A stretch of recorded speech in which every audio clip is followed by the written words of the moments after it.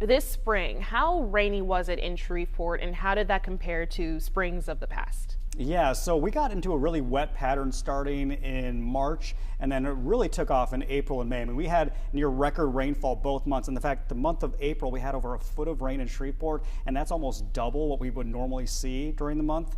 And so, April was incredibly wet. May was our third wettest month.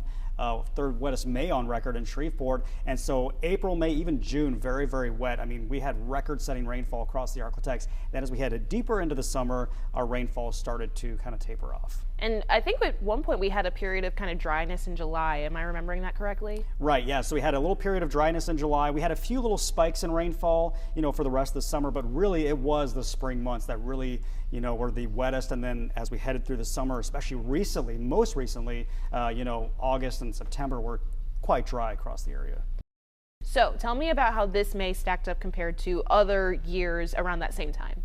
Right, typically spring is our wettest time of the year in the ArkLaTex, so it's really not unusual to get a lot of rain in April, May, even into June. But this past May was a little bit unusual. As you see here, we were in the top 3 wettest Mays of all time in Shreveport. Our average rainfall during the month of May, 4.46 inches. We had over 11 inches of rain, and so we were almost 7 inches above average just for the month of May alone. That's a lot of rain. A lot of rainfall. And of course, that's why we had some flooding issues earlier in the spring, and that's why we had, the high river levels and all kinds of stuff as we headed into the early summer months.